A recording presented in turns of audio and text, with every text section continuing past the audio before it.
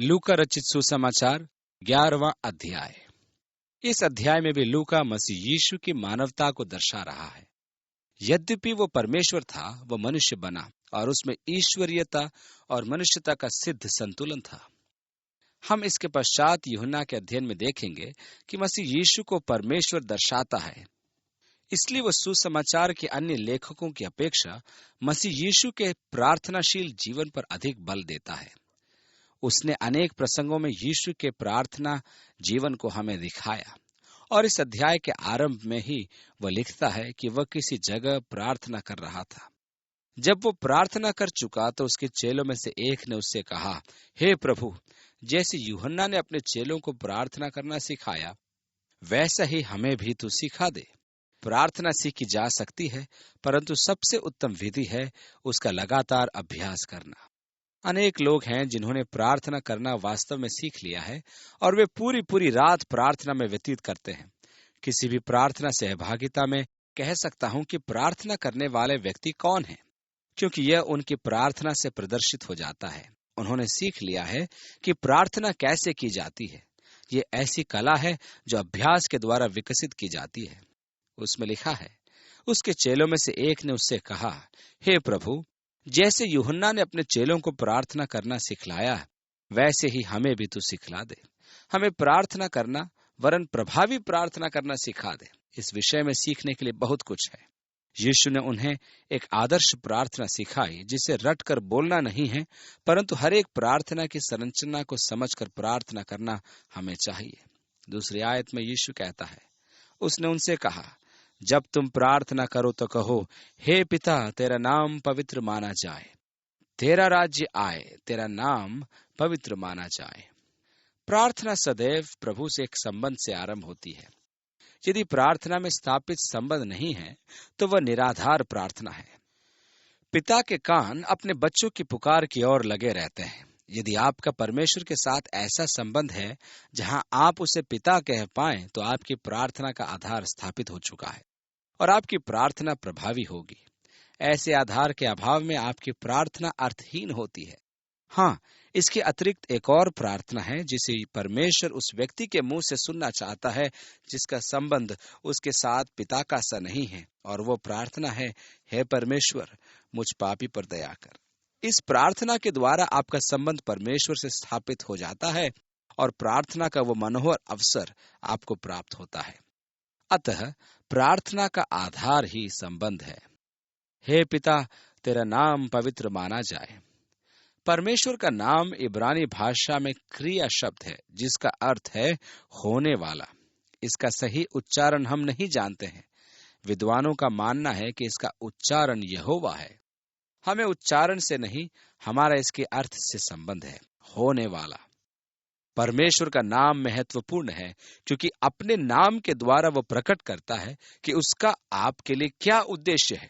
वह आपके लिए वही बन जाना चाहता है जो आपकी आवश्यकता है। इस प्रकार हमारे पास उसके अनेक नाम हैं, जैसे कि यहोवा राफा, जिसका अर्थ है प्रभु हमारा रोग मिटाने वाला। यहोवा यीरे, अर्थात प्रभु हमारा भरण पोषण करने वाला। अपने नाम के इन विभिन्न रूपों में परमेश्वर अपना स्वभाव प्रकट करता है कि वह आपके लिए क्या बनना चाहता है। अतः ये आपकी प्रार्थना में सहायक होगा कि आप जान लें कि परमेश्वर आपकी किसी भी आवश्यकता का परिपूरक बनना चाहता है। यदि आप बीमारी से छुटकारे की प्रार्थना करते हैं तो वह आपका यहोवा राफा है, अर्थात आपका रोग वो मिटा देता है। वह आपकी आवश्यकता का परिपूरक बनकर आपके जीवन की उस आवश्यकता को पूरी करता है। आगे लिखा है, तेरा नाम पवित्र माना जाए। जहां तक मेरा व्यक्तिगत मानना है कि इस धरती पर एकमात्र नाम जो पवित्र है वो प्रभु यहोवा का ही है। मैं अपने नाम के आगे रेवरन लगाना कभी भी पसंद नहीं करता हूँ। वे सब जो मेरे नाम के आगे रेवरन लगाते हैं, वे मुझे व्यक्तिगत रूप से नहीं चाहते हैं, क्योंकि किसी भी व्यक्ति के नाम में पवित्रता नहीं होती है। निसंदेह यह एक प्रभावी पदवी है। मुझे इसमें रुचि नहीं है। कुछ उस सीमा तक पहुंच जाते हैं कि वे अपने नाम के आगे महापवित्र लगा देते हैं। इसलिए प्रभु यहोवा, केवल तेरा नाम ही पवित्र माना जाए, ये ठीक है। पवित्रता केवल परमेश्वर की ही है। आगे लिखा है, तेरा राज्य आए, तेरी इच्छा जैसे स्वर्ग में पूरी होती है, पृथ्वी पर भी पूरी हो। देखिए, प्रार्थना का उद्देश्य क्या है? प्रार्थना का उद्देश्य आपकी इच्छा की पूर्ति नहीं है। प्रार्थना का एकमात्र उद्देश्य है परमेश्वर की इच्छा को पृथ्वी पर पूरा करना। प्रार्थना में आने वाली बातें, परमेश्वर, उसके उद्देश्य, उसकी इच्छा, जिससे वह हमें हमारे मन में उत्पन्न करता है और हम शब्दों में उन्हें व्यक्त करते हैं, उन्हें परमेश्वर पूरा करना चाहता है। अतः प्रार्थना एक ऐसा चक्र है जो परमेश्वर और उसके उद्देश्यों से आरंभ करके वापस परमेश्वर से होता हुआ परिपूर्णता तक पहुंचता है। दुख की बात तो यह है कि अनेक ऐसे जन हैं जो सोचते हैं कि प्रार्थना उनकी इच्छा की पृथ्वी पर पूर्ति के लिए है। प्रार्थना का उद्देश्य ये नहीं कि हम परमेश्वर को आज्ञा दें कि देख परमेश्वर, मुझे ये चाहिए और तू मेरी मांग को पूरा कर देना, और हम उसे धर्मशास्त्र के संदर्भ भी देते हैं।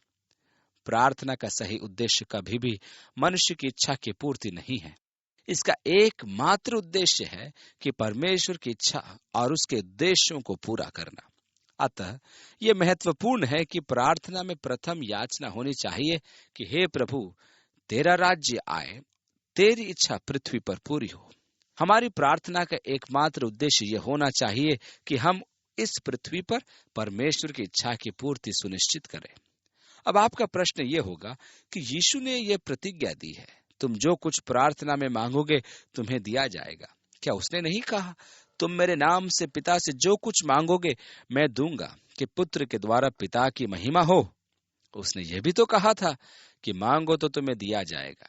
निश्चय ही उसने ये प्रतिज्ञा दी है, परंतु किसको?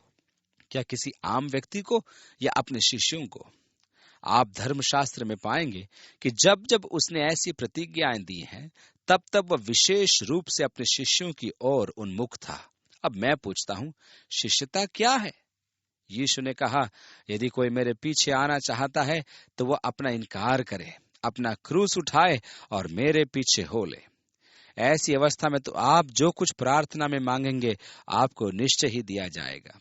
उसने ये प्रतिज्ञाएं अपने शिष्यों को दी थी, क्योंकि उन्होंने यीशु का अनुसरण करने के लिए अपना इनकार किया था। उन्होंने स्वयं अपना क्रूस उठाया था और उसके पीछे हो लिए थे। इस कारण उनकी प्रार्थना में आत्मा त्याग दिखाई गई थी और परमेश्वर के उद्देश्यों की पूर्ति दिखाई देती है। यही ऐसे व्यक्ति की प्रार्थना का बल होता है। प्रार्थना पृथ्वी पर मनुष्य की पूर्ति का माध्यम कभी भी नहीं। प्रार्थना सदैव पृथ्वी पर परमेश्वर की इच्छा की पूर्ति का माध्यम रहा है। ये मत भूलिए कि पृथ्वी परमेश्वर की विरोधी है। पृथ्वी पर शैतान है, पृथ्वी पर शैतान का अधिकार, और यहाँ उसी की इच्छा की पूर्ति होती है। परमेश्वर की यह इच्छा है कि यह पृथ्वी पुनः उसके राज्य में लाई जाए। इसलिए परमेश्वर पृथ्वी पर उन व्यक्तियों की खोज करता है जो उसके साथ एक संबंध बनाकर रखें और वह उनके द्वारा पृथ्वी पर एक सेतु या पुलिया स्थापित करके लोगों को अपने पास लेकर आए। हम एक युद्ध में सम्मिलित हैं और इस युद्ध का उद्देश्य है पृथ्वी पर परमेश्वर का नियंत्रण। हम सब जो परमेश्वर के अधीन हो चुके हैं, प्रार्थना द्वारा परमेश्वर के दिए हुए सामर्थ का उपयोग करके दुर्ग का विस्तार करें जो परमेश्वर ने अपने विश्वासियों द्वारा पृथ्वी पर स्थापित किया है। इस विस्तार में हम उसके प्रेम एवं अनुग्रह, उसका सामर्थ और उसके राज्य को उन मनुष्यों तक पहुंचाएं जो हमारे आसपास रहते हैं। आपके इस पृथ्वी पर भेजने का परमेश्वर का उद्देश्य यही है। यदि आप अपना समय अन्य किसी बात में गंवाते हैं तो परमेश्वर की दृष्टि में आप अपना समय नष्ट कर रहे हैं। आज इस पृथ्वी पर अनेक प्रचारक हैं जिनकी प्रार्थना है, मेरा राज्य आए, मेरी इच्छा इस पृथ्वी पर पूरी हो जाए। यीशु ने तो कभी ऐसी प्रार्थना नहीं की और हमारे लिए भी ऐसी प्रार्थना उचित नहीं है। हमारी प्रार्थनाओं में बहुत स्वार्थ है, व्यक्तिगत लाभ की लालसा है, व्यक्तिगत संपत्ति की लालसा है। ये वही बातें हैं जो हमारे जीवन को नष्ट करती हैं। प्राथमिकताओं का निर्धारण करने के पश्चात वह अब व्यक्तिगत याचनाओं का विषय उठाता है। 3री आयत में लिखा है, हमारे दिन भर की रोटी हर दिन हमें दिया कर। क्या बात है, क्या आने वाले वर्ष भर की रोटी हमें दे? उसने कहा, हमारे दिन भर की रोटी हर दिन हमें दिया कर, जिससे कि हम उस पर दैनिक निर्भरता का जीवन जी सके। जैसे तेरे दिन होंगे वैसे तेरा बल होगा। कितनी बार परमेश्वर हमें एक दिन से अधिक नहीं देता है। यदि आपके पास आने वाले कल के लिए कुछ भी न हो तो चिंता करने की आवश्यकता नहीं है। प्रभु ने कहा, कल की चिंता क्यों करते हो? परमेश्वर ने आज हमारे सुधि ली है और वह कल भी हमारे सुधि लेगा। इस प्रकार दिन प्रतिदिन वह हमारी सुधि लेता रहेगा। हमें चिंता करने की आवश्यकता नहीं है। और हमारे पापों को क्षमा कर। ओह, कैसी महत्वपूर्ण प्रार्थना यह है, क्योंकि हम भी अपने हर एक अपराधी को क्षमा करते हैं। प्रभु, हमें क्षमा कर। यहाँ यीशु के कहने का अर्थ यह है कि जब हम अपने अपराधियों को क्षमा करते हैं तब हमारे अपराध भी क्षमा किए जाते हैं। क्षमा के विषय में यीशु के पास कहने के लिए बहुत कुछ है, परंतु अभी इतना ही अर्थ हमें यहाँ जान लेना आवश्यक है। आज अनेक ऐसे व्यक्ति हैं जो चिकित्सालयों में हैं, जिसकी उन्हें आवश्यकता कदापि नहीं थी। इसका कारण केवल ये था कि उनमें क्षमा की आत्मा नहीं थी और उनका मन कड़वाहट से भर गया, जिसके कारण उनकी मानसिक संतुलन बिगड़ गया। अतः क्षमा करना बहुत आवश्यक है। हमने परमेश्वर से प्रार्थना की कि वह हमें क्षमा करे, यह भी बहुत आवश्यक है, परंतु किसी को क्षमा करना कम आवश्यक नहीं है और हमें परीक्षा में न ला। इस प्रकार हम देखते हैं कि उसने प्रार्थना का एक नमूना हमारे लिए स्थापित किया है, जिसमें संबंध, प्रार्थना का उद्देश्य, परमेश्वर के राज्य की स्थापना तथा पृथ्वी पर उसकी इच्छा की पूर्ति पश्चात हमारी व्यक्तिगत आवश्यकताएं भी सम्मिलित हैं। प्रार्थना के विषय में शिक्षा देते हुए यीशु ने उनसे कहा कि तब उसने उनसे कहा, तुम में से कौन है कि उसका एक मित्र हो और वह आधी रात को उसके पास जाकर उससे कहे, हे मित्र, मुझे 3 रोटियां दे, क्योंकि एक यात्री मित्र मेरे पास आया है और उसके आगे रखने के लिए मेरे पास कुछ नहीं है। इस्राएल की संस्कृति को समझना यहाँ आवश्यक है, जहाँ अतिथि सत्कार सर्वोच्च एवं अनिवार्य सद्गुणों में से एक माना जाता है। वहां यदि अतिथि आता है तो उसको भोजन कराना नैतिक बंधन माना जाता था, चाहे पूरा परिवार एक ही कमरे में क्यों न रहता हो। उन दिनों में वे फर्श पर चटाई बिछाकर गर्मी पाने के लिए एक साथ सोते थे और कमरे में एक और आग जलती रहती थी। यदि उनके पास मुर्गियां और भेड़ें होती थी तो वे भी इसी कमरे में सोते थे ताकि कमरे में गर्मी बनी रहे। अब यदि एक परिवार इस प्रकार सिमट कर सो रहा है और द्वार पर दस्तक होती है, और यदि द्वार बंद हो तो दस्तक देना अभद्र व्यवहार माना जाता था। द्वार बंद का अर्थ होता था डिस्टर्ब न करना। सुबह जब वे उठते थे तब द्वार खोले जाते थे और वे पूरा दिन खुले रहते थे और अतिथियों का आना जाना, चाय कॉफी पीना पिलाना लगा रहता था। परंतु रात में यदि द्वार बंद है तो स्पष्ट है कि दस्तक न दी जाए। ऐसी स्थिति में यदि द्वार पर दस्तक दी जाए तो पूरा परिवार जाग जाता था और यहाँ तक कि उनके पालतू जानवर भी शोर करने लगते थे और एक प्रकार का अव्यवस्थित वातावरण बन जाता था। यीशु यहाँ यही दृश्य दिखा रहा है कि मध्य रात्रि है और सब सो रहे हैं। तब एक पड़ोसी द्वार पर दस्तक देता है और कहता है कि उसे 3 रोटियों की आवश्यकता है, क्योंकि कुछ अतिथि अकस्मात ही आ गए हैं और उसके पास उनके भोजन के लिए कुछ भी नहीं है। ऐसी स्थिति बड़ी अपमानजनक मानी जाती थी और वो भीतर से उत्तर दे, मुझे दुख न दे, अब तो द्वार बंद है और मेरे बालक मेरे पास बिछौने पर हैं, इसलिए मैं उठकर तुझे दे नहीं सकता। मैं तुमसे कहता हूं, यदि उसका मित्र होने पर भी उसे उठकर न दे तो अभी उसके लज्जा छोड़कर मांगने के कारण उसे जितनी आवश्यकता हो उतनी उठाकर देगा। यह उसके मित्रता के कारण नहीं कि वह उसे रोटी देता है, परंतु इसलिए कि वह लज्जा छोड़कर पीछे पड़ गया। यीशु ने यह उदाहरण प्रार्थना के विषय में दिया है, परंतु ध्यान रखिए कि यीशु के अधिकांश उदाहरण विपरीत अर्थ में दिए गए हैं।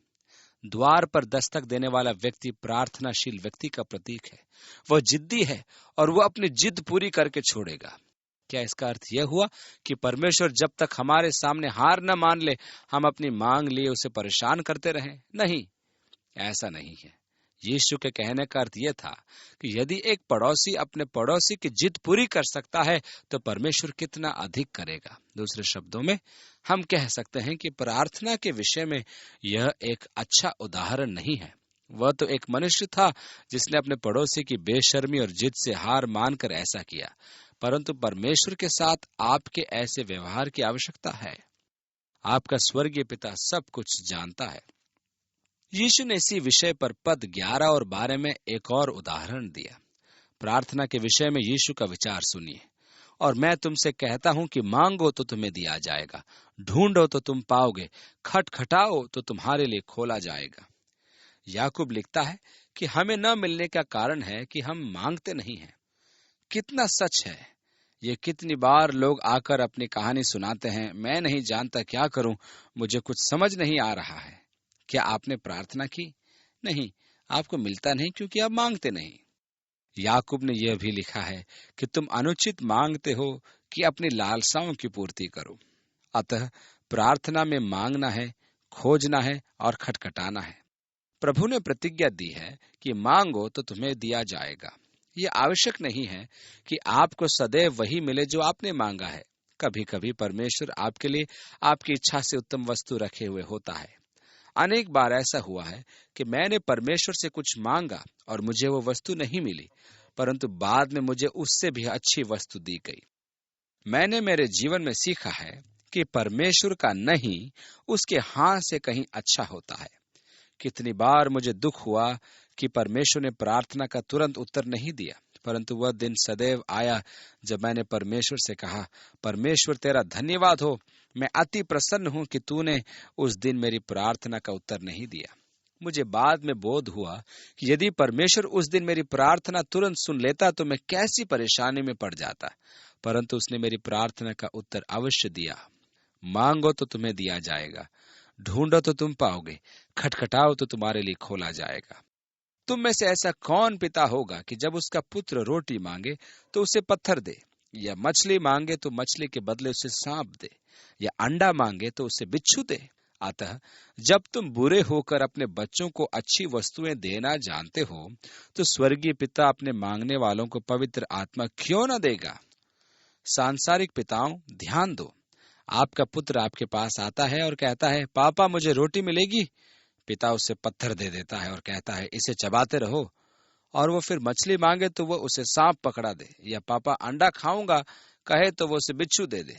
यीशु ने कहा, तुम ऐसा नहीं कर सकते और न ऐसा करना चाहते हो। एक सांसारिक पिता जो बुरा होता है अपने बच्चे को अच्छी वस्तुएं देता है, तो हमारा स्वर्गीय पिता अपने मांगने वालों को पवित्र आत्मा क्यों न देगा। मैंने ऐसे किस्सों को कभी नहीं सुना है कि किसी ने परमेश्वर से पवित्र आत्मा मांगा और वह दुष्टात्मा ग्रस्त हो गया। यह तो यीशु की शिक्षा के विपरीत है। इनके अनुसार तो हमारा स्वर्गीय पिता बुरा है, क्योंकि किसी ने रोटी मांगी तो उसने पत्थर दे दिया, वो मछली मांग रहा था तो उसने उन्हें सांप दे दिया। ऐसा कदापि नहीं, ये परमेश्वर की निंदा है। बाइबल में लिखा है कि परमेश्वर अपनी संतान को अच्छी वस्तुएं देने से प्रसन्न होता है। ऐसे व्यक्ति जो ऐसा परामर्श देते हैं कि प्रभु से मांगते समय सावधान रहा जाए, वे परमेश्वर की निंदा करते हैं, क्योंकि ऐसी बातों से हमारे धर्मी पवित्र पिता के स्वभाव की निंदा होती है। मैं तो कहता हूं कि परमेश्वर जो मुझे देना चाहता है या जो कुछ वह मेरे लिए चाहता है, मैं उससे रत्ती भर भी भयभीत नहीं हूं। मैं तो सदैव परमेश्वर के समक्ष समर्पित रहता हूं। मेरा तो एकमात्र यही उद्देश्य है कि ऐसा न हो कि परमेश्वर जो मुझ में करना चाह रहा है मैं उसके लायक न बनूं। मैं तो इसकी भी चिंता नहीं करता कि परमेश्वर कभी मेरा मजाक उड़ाए। मैं स्वयं ही ऐसा कर सकता हूं। मेरा एकमात्र भय यह है कि परमेश्वर जो मुझ में करना चाहता है, कहीं उसके लिए मेरे अल्प विश्वास के कारण द्वार बंद न हो जाए, या मेरी धारणाओं के कारण परमेश्वर जो मुझ में करना चाहता है वे सीमित न हो जाए। मैं तो उसके समक्ष पूरी तरह समर्पित रहना चाहता हूं, क्योंकि मैं जानता हूं मेरा पिता मुझसे कितना प्रेम रखता है। उसकी इच्छा तो यह है कि वह मेरे लिए सबसे अच्छा करे, इसलिए मैं भयभीत नहीं होता। फिर उसने एक गूंगी दुष्टात्मा को निकाला। जब दुष्टात्मा निकल गई तो गूंगा बोलने लगा और लोगों को अचंभा हुआ। इस दुष्टात्मा ने उस व्यक्ति के वाणी तंत्र पर अधिकार करके उसकी वाणी उससे छीन ली थी। मैं उनसे सहमत नहीं हूं जो मनुष्य के शरीर के प्रत्येक दोष को दुष्टात्मा का काम बताते हैं। बहुत से ऐसे लोग हैं जो प्रेतात्माओं के विषय में भ्रम का प्रचार करते हैं। मैं मानता हूं कि प्रेतात्माएं हैं और वे सामर्थी होती हैं। वे मानव शरीर को ग्रस्त कर सकती हैं और तंत्रिका तंत्र को अपने वश में कर सकती हैं। परंतु यदि शरीर का कोई भाग काम न करे तो उसे तो यह आवश्यक नहीं कि वह भाग दुष्टात्मा ग्रस्त है। यह एक ऐसी दुखदायी और विनाशकारी धारणा है जिसके कारण अनेक असाधारण व्यक्तियों को हानि पहुंचती है। और 15वीं आयत से आगे लिखा है, परंतु उनमें से कुछ ने कहा, ये तो बेलज़बूल नामक दुष्टात्माओं के प्रधान की सहायता से दुष्टात्माओं को निकालता है।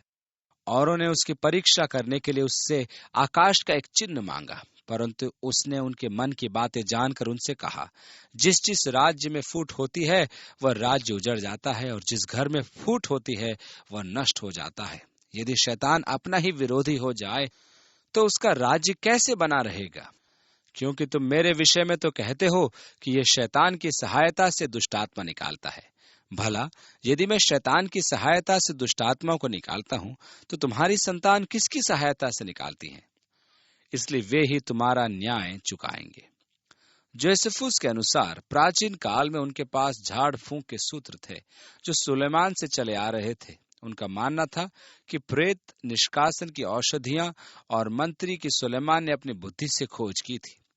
जोसेफुस के अनुसार उस युग में ऐसे व्यक्ति थे जो इन सुलेमान के प्राचीन मंत्रों के प्रयोग से दुष्टात्माओं को निष्कासित करते थे। संभव है कि यीशु इन लोगों को उनकी संतान कह रहा था, परंतु मैं परमेश्वर की सामर्थ से दुष्टात्माओं को निकालता हूं, तो परमेश्वर का राज्य तुम्हारे पास आ पहुंचा। वह उन्हें तर्क काम में लाने के लिए कह रहा है। यीशु एक तर्कपूर्ण व्यक्ति था और वह आपसे भी कहता है कि तर्क का प्रयोग करो। इसलिए यीशु ने उनसे कहा, यदि मैं शैतान के सामर्थ से दुष्टात्मा निकालता हूं तो शैतान तो नाश हो गया, क्योंकि उसका राज्य विभाजित हो गया। अतः तुम्हें तो आनंदित होना चाहिए, परंतु ध्यान रखो कि मैं ये काम परमेश्वर के सामर्थ से करता हूं, और तुम जान लो कि परमेश्वर का राज्य तुम्हारे मध्य आ गया है। 21वीं आयत से आगे लिखा है, जब बलवंत मनुष्य हथियार बांधे हुए अपने घर की रखवाली करता है तो उसकी संपत्ति बची रहती है, पर जब उससे बढ़कर कोई और बलवंत चढ़ाई करके उसे जीत लेता है तो उसके वे हथियार जिन पर उसका भरोसा था छीन लेता है और उसकी संपत्ति लूट कर बांट देता है। यहाँ प्रार्थना पर हमारे पास एक महत्वपूर्ण शिक्षा है। यहाँ बलवंत मनुष्य शैतान है और उसके पास हथियार हैं और वह अपने राज्य की सुरक्षा कर रहा है, परंतु धन्यवाद हो परमेश्वर का कि हम उससे अधिक बलवंत यीशु के नाम में शैतान के राज्य के विरुद्ध खड़े हो सकते हैं और प्रार्थना द्वारा उससे सामर्थ और अधिकार प्राप्त कर सकते हैं। यही सामर्थ मनुष्यों के जीवन में शैतान के दुर्ग को नाश कर सकती है। मनुष्यों पर शैतान का ऐसा अधिकार देखकर मुझे आश्चर्य होता है कि उनकी बुद्धि ही भ्रष्ट हो चुकी है। आत्मिक बातों के विषय में उनकी बुद्धि मंद पड़ी थी। जब आप इनसे बात करते हैं तो उनके स्वभाव को देखकर शैतान के अधिकार का बोध हो जाता है। इसका कारण है कि हम शैतान की सामर्थ्य से भयभीत हो जाते हैं और ये भूल जाते हैं कि उससे भी अधिक बलवंत कोई हमारे अंदर है। बाइबल में लिखा है कि जो तुम में है वह उससे महान है जो संसार में है। परमेश्वर ने हमें यहाँ इसलिए रखा है कि हम यीशु के अधिकार और नाम का उपयोग करें, कि हमारे आसपास के लोगों में यीशु के अधिकार से उन्हें शैतान के शक्तिशाली दबाव और अधिकार से मुक्त कराएं, जिसने उनकी बुद्धि को भ्रष्ट कर रखा है। मुक्त कराते हुए उन्हें अवसर प्रदान करें कि वे मसीह यीशु से संबंध स्थापित करने का तार्किक निर्णय लें, तो उसके वे हथियार जिन पर उसका भरोसा था छीन लेता है। शैतान के हथियार छीन लिए गए हैं। मसीह यीशु के नाम में हमें उस पर अधिकार और सामर्थ प्राप्त है। हमें यह अधिकार और सामर्थ काम में लाना आवश्यक है। 23वीं आयत में लिखा है, जो मेरे साथ नहीं वो मेरे विरोध में है। ये तटस्थता का कोई स्थान नहीं है। आप मसीह के विषय में क्या सोचते हैं मैं नहीं जानता हूं, परंतु मेरे विचार में यीशु एक भला मनुष्य था, आप कहते होंगे। तो क्या आप उसके साथ हैं? यीशु ने कहा, जो मेरे साथ नहीं वो मेरे विरोध में है। जो मेरे साथ नहीं बटोरता वो बिखेरता है। 2 प्रकार के लोग होते हैं, एक निर्माण करते हैं और दूसरे विनाश करते हैं। जो बटोरता नहीं वो बिखेरता है। आप यीशु के साथ तटस्थता की बात नहीं कर सकते, क्योंकि वो सुधारवादी था। आपको किसी न किसी और तो निर्णय लेना ही है। यदि आप उसके साथ नहीं हैं तो स्पष्ट है कि आप उसके विरुद्ध हैं। यीशु ने उस दुष्ट आत्मा को निकालकर उनके विषय में एक भेद की बात बताई कि जब अशुद्ध आत्मा मनुष्य में से निकल जाती है तो सूखी जगहों में विश्राम ढूंढती फिरती है, और जब नहीं पाती तो कहती है, मैं अपने उसी घर में जहां से निकली थी लौट जाऊंगी। कुछ ऐसे प्रत्यक्ष परिस्थितियां हैं जो किसी व्यक्ति के जीवन में दुष्टात्मा के प्रवेश हेतु द्वार खोल देती है। कुछ ऐसी परिस्थितियां हैं जो दुष्टात्मा का मानवीय शरीर में प्रवेश रोकती हैं। यीशु ने कहा कि वे वास करने के लिए मनुष्य का शरीर खोज रही थी। इसका अर्थ यह हुआ कि कुछ ऐसे कारण हैं जो मनुष्य के शरीर में उनका प्रवेश रोकते हैं। मेरे विचार में एक कारण है कि मनुष्य की इच्छा के बिना उसकी देह में दुष्टात्मा का प्रवेश करना असंभव है। मेरे विचार में वे मनुष्य इच्छा का उल्लंघन नहीं कर सकती है। वह मनुष्य की तंत्र विद्या के क्षेत्र में जाने से नहीं चूकती। वह इनके लिए प्रवेश द्वार खोल देता है। वह सोचता है कि वह अपनी किस्मत बना रहा है। वे उसका मार्गदर्शन करेंगी। वे उसे बताएंगी कि क्या करना है और कैसे करना है। ऐसे काम उनके प्रवेश द्वार हैं, परंतु यह निश्चित है कि वे मनुष्य की इच्छा के विरुद्ध उसके शरीर में प्रवेश नहीं करती हैं। परमेश्वर मनुष्य की इच्छा को सम्मान देता है और वह शैतान को कभी अनुमति नहीं देता है कि वह उसकी इच्छा के विरुद्ध उस पर किसी प्रकार का प्रभाव डाले। अतः शैतान छल द्वारा मनुष्यों से स्वेच्छा पूर्वक ऐसे काम कराता है कि वह उसके प्रवेश द्वार खोल दे। अनेक वर्षों पूर्व एक युवक हमारे दफ्तर में आया। वह विचलित था। उसने अपना परिचय दिया। उसका नाम डेव इंट था। उसने मुझे टाइम पत्रिका दी जिसमें व्यवस्थित अपराध का लेख छपा था, जिसमें लुइसियाना का उल्लेख था। मैं उस पत्रिका को पढ़ चुका था। उसमें डेव हंट का चित्र भी छपा था और लिखा था। डेव ने अपनी कहानी सुनाना आरंभ किया कि जब वह बड़ा हो रहा था तो उसे प्रतापी होने की बड़ी लालसा थी। जब वह 19 वर्ष का हुआ तब उसने दृढ़ संकल्प किया कि वह प्रतापी बनेगा, क्योंकि उसने समाज में देखा था कि सबसे बड़ी शक्ति अपराधी समुदाय के पास थी। उन्होंने न्याय व्यवस्था को ही खरीद लिया था और नेताओं को अपना बना लिया था। अतः उसने निर्णय लिया कि वह लुचियानो के साथ रहकर ही उसके यश का रहस्य पता लगाएगा, और यदि वह अपने इस लक्ष्य की प्राप्ति में सफल रहा और लकी लुचियानो का सहायक बन गया तो वह सदा उसके साथ रहेगा। इस कारण इस लेख में छपा था कि यह गुप्त व्यक्ति कौन है और कहां से आया है। उसी समय उसने हिटलर का इतिहास पढ़ा और जाना कि वह विश्व का सबसे प्रतापी व्यक्ति था। उसे यह भी पता चला कि हिटलर की सफलता का रहस्य था जादूगरों की अगुवाई में रहना। जादूगर प्रेतों के संबंध में रहते थे। उसने निर्णय लिया कि वह पेरू जाएगा, जहां हिटलर के पतन के बाद सब जादूगर पलायन कर गए थे। उसने वहां जाकर उनसे शिक्षा लेने की ठान ली और वह पेरू चला गया। वहां जाकर उसने उनसे संपर्क किया और उनके चरणों में बैठकर जादू सीखा, अर्थात आत्मिक संसार में हस्तक्षेप करना। जब वो अपने कमरे में बैठा मंत्र जाप कर रहा था, तब एक दुष्टात्मा आई और उसके शरीर में प्रवेश करने का प्रयास करने लगी। उसी समय उसे यह बोध हुआ कि यदि वह आत्मा उसमें प्रवेश कर गई तो वह उसका दास बन जाएगा, तो उसकी अपनी शक्ति कहाँ होगी, और वह बहुत डर गया।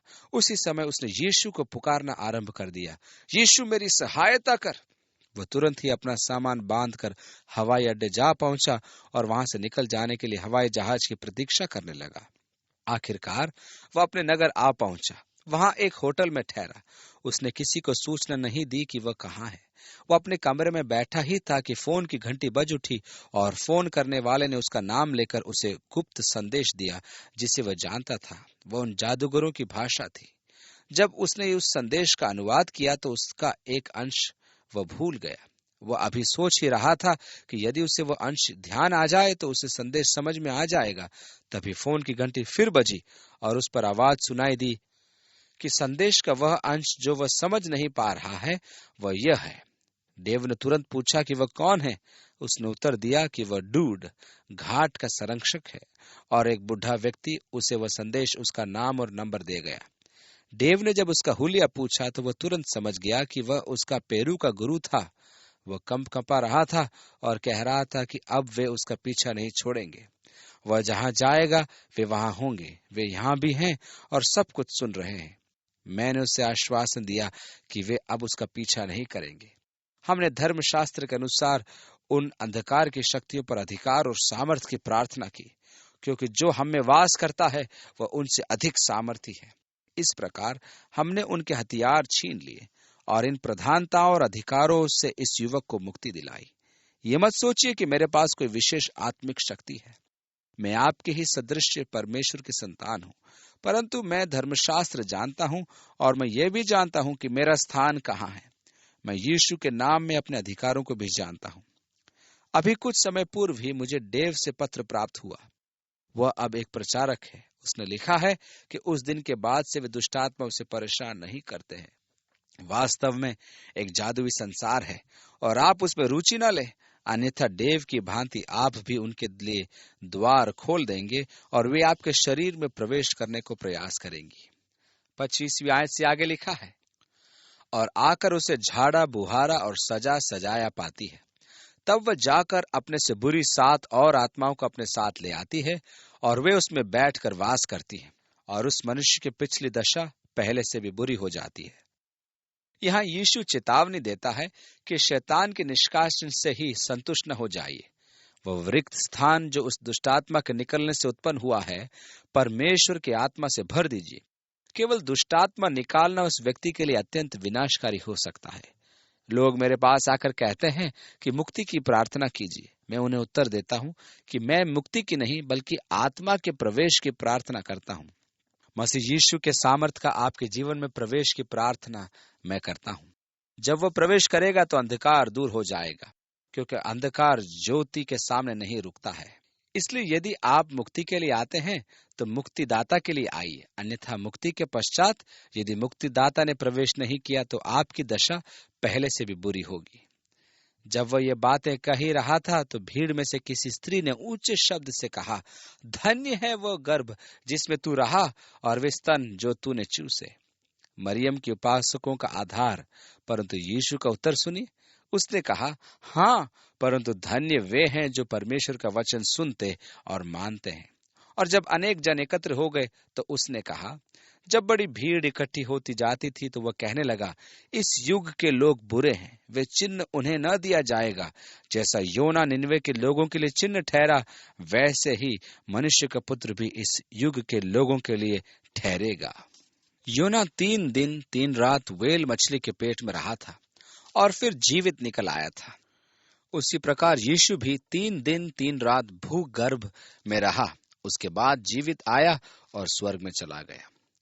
31वीं आयत से आगे लिखा है, दक्षिण की रानी न्याय के दिन इस समय के मनुष्यों के साथ उठकर उन्हें दोषी ठहराएगी, क्योंकि वह सुलेमान का ज्ञान सुनने को पृथ्वी की छोर से आई, और देखो यहाँ वह है जो सुलेमान से भी बड़ा है। निनवे के लोग न्याय के दिन इस समय के लोगों के साथ खड़े होकर उन्हें दोषी ठहराएंगे, क्योंकि उन्होंने योना का प्रचार सुनकर मन फिराया, और देखो यहाँ वह है जो योना से भी बड़ा है। यह पद पुनर्जन्म की धारणा का निराकरण करता है। यदि पुनर्जन्म होता तो न्याय के दिन वे सब निनवे के लोग नहीं कहलाते, वे अपने पुनरुत्थान द्वारा उद्धार की अवस्था में होते। उन्होंने योना के रूखे संदेश पर, जिसमें न प्रेम था न आशा थी, केवल चिंता और घृणा थी, सुनकर पश्चाताप किया। यहाँ यीशु परमेश्वर के प्रेम और अनुग्रह का संदेश लाया था और मनुष्यों तक परमेश्वर की दया को पहुंचा रहा था, परंतु वे तब भी पश्चाताप नहीं कर रहे थे।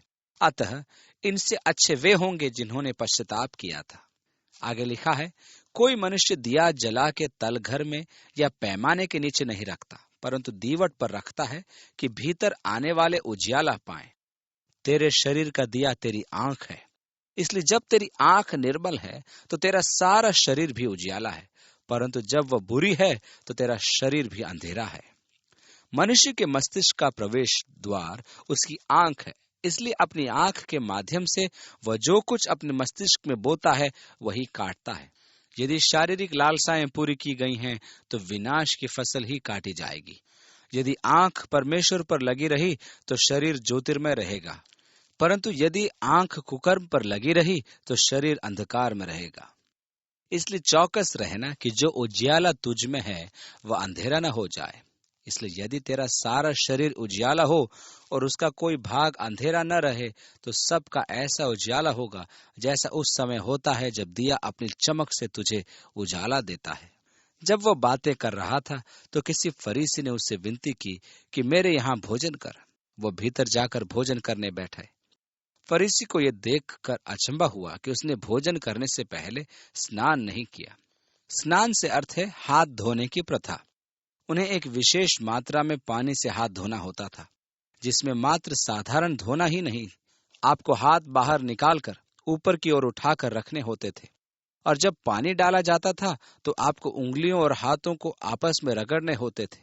परंतु अति सावधानी के साथ कि पानी कहीं आपकी भुजाओं पर न आ जाए, क्योंकि वह पानी अशुद्ध हाथों के कारण अशुद्ध हो गया था। इसके पश्चात वे उतना ही पानी लेकर आपके हाथों को नीचे झुकाकर पानी डालेंगे। ऐसा वे अनेक बार करेंगे, तब भोजन करेंगे। यीशु ने ऐसा नहीं किया। परमेश्वर ने जब आज्ञाएं दी थी और व्यवस्था थी, तब उसके मन में इतनी जटिल प्रक्रिया नहीं थी। परंतु वकीलों का काम है कि वे सरल विषयों को जटिल बना देते हैं।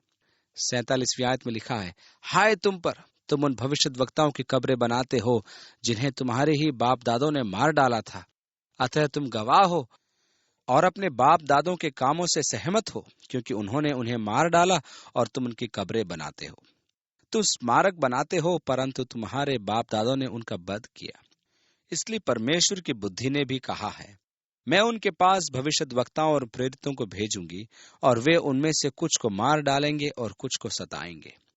आज तुम्हारे पास भविष्यद्वक्ता है जिसे तुम मार डालोगे, परंतु दिखावा करने के लिए तुम उसके स्मारक बनाते हो जिनको तुम्हारे बाप दादों ने मार डाला। प्रभु ने उससे कहा, हे फरीसियों, तुम कटोरे और थाली को ऊपर ऊपर से तुम मांजते हो, परंतु तुम्हारे भीतर अंधेर और दुष्टता भरी है। हे निर्बुद्धियों, जिसने बाहर का भाग बनाया, क्या उसने भीतर का भाग नहीं बनाया? परंतु हाँ, भीतर वाली वस्तुओं को दान कर दो, तो देखो सब कुछ तुम्हारे लिए शुद्ध हो जाएगा। यह उनकी प्रथा थी कि दान दिया जाए तो सब अच्छा होगा।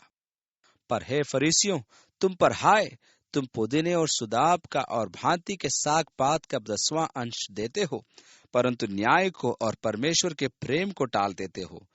चाहिए तो था कि उन्हें भी न छोड़ते।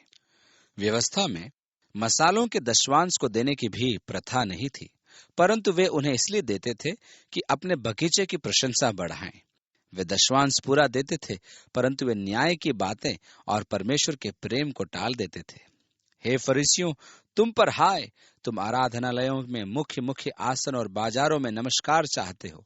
हाय तुम पर, क्योंकि तुम उन छिपी कब्रों के समान हो जिन पर लोग चलते हैं परंतु नहीं जानते। उस युग में कब्रों को पक्का करने का मुख्य उद्देश्य यह था कि कोई उन पर न चले, अन्यथा वह 7 दिन के लिए अशुद्ध हो जाएगा और उसे शोधन क्रिया से गुजरना होगा। इस बीच वह आराधनालय में भी नहीं जा सकता था।